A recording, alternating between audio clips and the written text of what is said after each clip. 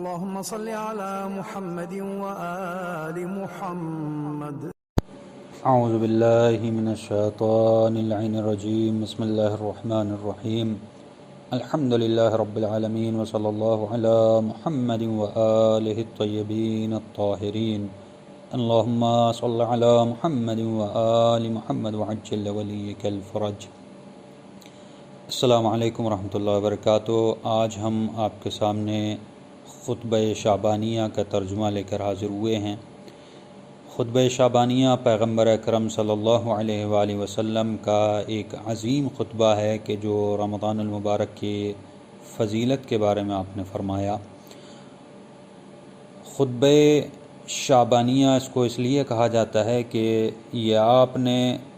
شعبان المعظم کے آخری جمعے کو ارشاد فرمایا، اسی لیے اس خطبے کو خطبہ شعبانیہ کے نام سے یاد کیا جاتا ہے. بہت ہی مشہور و معروف خطبہ ہے. ماہ رمضان کی عظمت، محتاجوں کا خیال رکھنا، آنکھ، کان اور زبان کو قابو میں رکھنے کے اور قرآن کی تلاوت کرنے، صلوات بھیجنے اور قیامت کو یاد کرنے کے جیسے مفاہیم اس کے اندر بیان کیے گئے.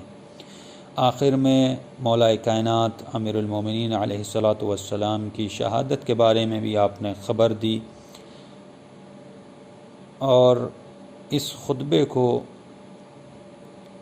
امام رضا علیہ الصلاۃ والسلام نے اپنے آباء و اجداد سے نقل کرتے ہوئے مولا کائنات امیر المومنین علیہ الصلاۃ والسلام سے نقل فرمایا ہے کہ ایک دن رسول اکرم صلی اللہ علیہ وآلہ وسلم نے خطبہ ارشاد فرمایا، اور مولا کائنات علیہ الصلاۃ والسلام یہ نقل کرتے ہیں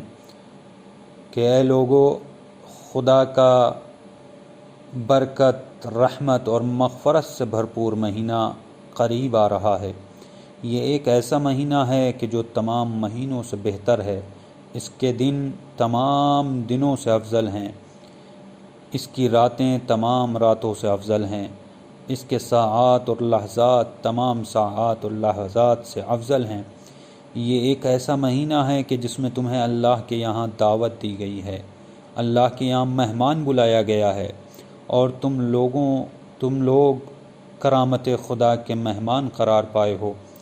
اس مہینے میں تمہاری سانس لینا تسبیح اور سونا عبادت ہے،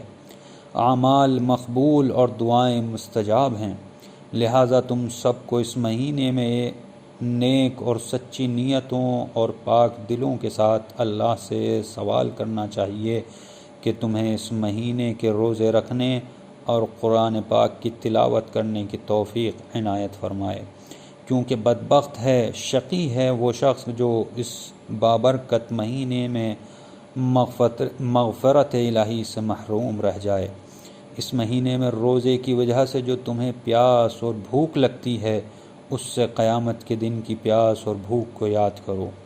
غریب اور تنگ دست لوگوں کو صدقہ دو، بزرگوں کا احترام کرو، چھوٹوں پر رحم کرو، اور رشتہ داروں سے صلہ رحم کرو. اپنی زبانوں کو ہر قسم کی برائی سے بچاؤ، اور اپنی نگاہوں کو ان چیزوں کی طرف دیکھنے سے کہ جنہیں دیکھنا حرام ہے، اور اپنے کانوں کو ایسی آوازوں سے بچاؤ کہ جنہیں سننا حرام ہے. ایسی باتوں سے دور رہو کہ جن کا سننا حرام ہے، اور لوگوں کے یتیم بچوں سے ہمدردی اور مہربانی کا برتاؤ کرو، جس طرح تم چاہتے ہو کہ تمہارے یتیموں کے ساتھ مہربانی ہو. اپنے گناہوں سے اللہ کی بارگاہ میں توبہ کرو، اور اوقات نماز میں اپنے ہاتھوں کو پھیلا کر کے اللہ کی بارگاہ میں اپنے ہاتھوں کو بلند کرو، کیونکہ اوقات نماز بہترین وقت ہے کہ جس میں خدا وند عالم اپنے بندوں کی طرف خاص رحمت کی نگاہ سے دیکھتا ہے. اس سے مناجات کرو تو جواب دیتا ہے، اس سے پکارو تو لبیک کہتا ہے، اور جب اس سے کوئی چیز مانگو تو دعائوں کو قبول فرماتا ہے. اے لوگوں، بے شک تمہارے نفس تمہارے اعمال کے گروہ میں ہیں تم اس کو استغفار اور طلب سے بخشش کے ذریعے رہائی دلاؤ، اور تمہارے پشتیں تمہاری کمر گناہوں کے بار کی وجہ سے سنگین ہیں، اسے طول سجود کے ذریعے سے، لمبے سجدوں کے ذریعے سے اس بار کو ہلکا کرو، اور جان لو کہ اللہ تعالیٰ نے اپنی عزت و جلالت کی قسم کھائی ہے کہ وہ نمازی اور سجدے کرنے والوں کو عذاب نہ کرے گا اور آتش جہنم سے نہ ڈرائے اللہ کہ جس دن، اور آتش جہنم سے نہ ڈرائے گا جس دن سب کے سب اللہ کی بارگاہ میں کھڑے ہوں گے۔ اے لوگوں، اگر تم میں سے کوئی اس مہینے میں کسی مومن روزہ دار کو افطار کرائے تو خداوند عالم اس کو اپنی راہ میں ایک غلام آزاد کرنے کا ثواب عطا فرماتا ہے اور اس کے تمام گزشتہ گناہوں کو بخش دیتا ہے۔ اس وقت آپ سے کہا گیا، کسی نے کھڑا ہو کے کہا، یا رسول اللہ، ہم سب تو اس عمل کو انجام دینے پر قدرت نہیں رکھتے، یعنی ہم مومنین کو روزہ افطار نہیں کرا سکتے ہیں، ہم ان کو کھانا نہیں کھلا سکتے ہیں، اس چیز پر قدرت نہیں رکھتے ہیں۔ تو رسول اللہ صلی اللہ علیہ وآلہ وسلم نے ارشاد فرمایا، اپنے کو آتش جہنم سے بچاؤ اگرچہ نصف خرما سے ہی کیوں نہ ہو، اپنے کو جہنم کی آگ سے نجات دو اگرچہ ایک گھونٹ پانی کے ذریعے ہی سے کیوں نہ ہو۔ اے لوگو، تم میں سے جو کوئی اس مہینے میں اپنے اخلاق کو اچھا اور نیک کرے گا تو وہ آسانی سے پل صراط سے عبور کرے گا کہ جس دن لوگوں کے قدم میں لغزش ہوگی، اور جو کوئی اس مہینے میں اپنے ماتحت سے نرمی کرے گا تو خداوند عالم قیامت کے دن اس کے حساب میں نرمی کرے گا، اور اگر کوئی اس مہینے میں دوسروں کو اپنی اذیت سے دور رکھے گا تو قیامت کے دن خدا اس کو اپنے غیظ و غضب سے محفوظ رکھے گا، اور اگر کوئی اس مہینے میں کسی یتیم پر احسان کرے گا تو خداوند عالم قیامت کے دن اس پر احسان کرے گا،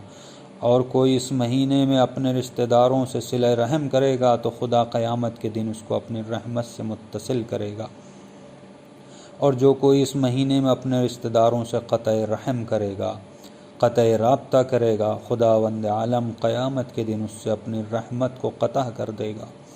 جو کوئی اس مہینے میں مستحب نماز بجا لائے گا تو خدا اس کو جہنم سے نجات دے گا، اور جو کوئی اس مہینے میں ایک واجب نماز ادا کرے گا تو گویا ایسے ہی ہے جیسے دوسرے مہینوں میں 70 نمازیں ادا کی ہوں، اور جو کوئی اس مہینے میں مجھ پر زیادہ سے زیادہ صلوات اور درود بھیجے گا، خداوند عالم قیامت کے دن جس دن لوگوں کے اعمال کا پلڑا ہلکا ہوگا اس کے نیک اعمال کے پلڑے کو سنگین اور بھاری کر دے گا، اور جو کوئی اس مہینے میں قرآن مجید کی ایک آیت کی تلاوت کرے گا اس کو دوسرے مہینوں میں ختم قرآن کرنے کے ثواب کے برابر ثواب عطا کرے گا۔ اے لوگو، یقیناً اس مہینے میں جنت کے دروازے کھول دیے گئے ہیں، اپنے پروردگار عالم سے درخواست کرو کہ اس کو تمہارے اوپر بند نہ کرے، اور جہنم کے دروازے اس مہینے میں بند کر دیے گئے ہیں، اپنے پروردگار عالم سے سوال کرو، دعا کرو کہ تمہارے لیے ان کو دوبارہ نہ کھولے، اور شیاطین اس مہینے میں باندھے گئے ہیں، اپنے رب سے درخواست کرو کہ ان کو تمہارے اوپر مسلط نہ کرے۔ مولا کائنات امیر المومنین علیہ السلام فرماتے ہیں، پس میں کھڑا ہوا اور عرض کیا، یا رسول اللہ، اس مہینے میں سب سے بہترین عمل کیا ہے؟ فرمایا، اے ابو الحسن، اس مہینے میں بہترین عمل محرمات،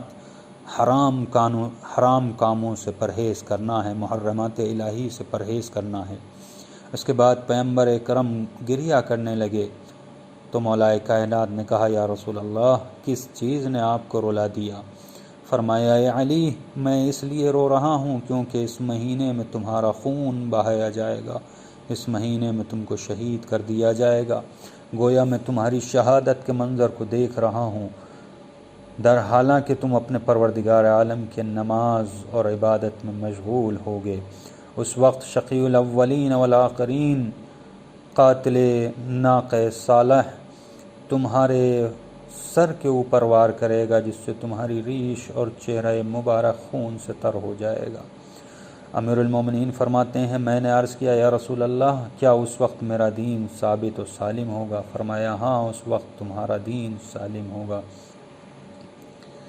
اس کے بعد پیغمبر نے فرمایا اے علی جس نے تمہیں قتل کیا گویا اس نے مجھے قتل کیا، اور جس نے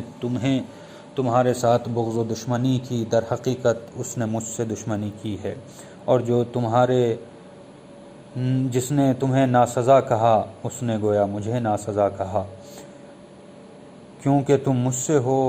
اور میرے نفس کی مانند ہو، تمہاری روح میری روح سے ہے، تمہاری طینت و فطرت میری فطرت سے ہے۔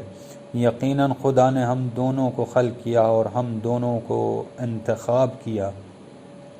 مجھے نبوت کے لیے منتخب کیا اور تمہیں امامت کے لیے انتخاب کیا۔ اگر کوئی تمہاری امامت سے انکار کرے تو اس نے میری نبوت سے انکار کیا ہے۔ اے علی تم میرے جانشین اور خلیفہ ہو، اور تم میرے بچوں کے باپ اور میری بیٹی کے شوہر ہو، اور تم میری زندگی میں بھی اور میرے مرنے کے بعد بھی میری امت پر میرے جانشین اور خلیفہ ہو۔ تمہارا حکم میرا حکم ہے اور تمہاری نہیں میری نہیں ہے۔ ذات خدا کی قسم کہ جس نے مجھے نبوت پر مبعوث کیا اور مجھے انسانوں میں سب سے بہتر قرار دیا، یقیناً تم مخلوق خدا کی حجت ہو، مخلوق خدا پر خدا کی حجت ہو، اور خدا کے اسرار کے امین ہو اور اس کے بندوں پر خلیفہ ہو۔ یہ خطبہ شعبانیہ کہ جو رسول اکرم صلی اللہ علیہ وآلہ وسلم نے آخری جمعے کے دن ارشاد فرمایا، جو کہ امام رضا علیہ السلام نے اپنے آباء و اجداد اور مولا کائنات سے نقل فرمایا ہے، اس کے اندر بہترین مضامین ہے۔ تمام گناہوں سے بچنا سب سے بہترین اعمال بیان کیا گیا ہے کہ گناہوں سے بچنا سب سے بہترین عمل ہے، لہٰذا پروردگار عالم کی بارگاہ میں دست بدعا ہیں کہ پروردگار عالم ہمیں رمضان المبارک کے روزے رکھنے کی توفیق عطا فرما، ہمیں قرآن مجید کی تلاوت کرنے کی توفیق عطا فرما، ہمیں گناہوں سے بچنے کی توفیق عنایت فرما۔ اے میرے پروردگار ہمارے اعمال کو قبول فرما۔ آخر میں آپ سب سے دعا کی گزارش کرتا ہوں کہ ہمیں بھی اپنی نیک دعاؤں میں، صالح اعمال میں، دعاؤں میں یاد رکھیے گا۔ والسلام علیکم ورحمۃ اللہ وبرکاتہ۔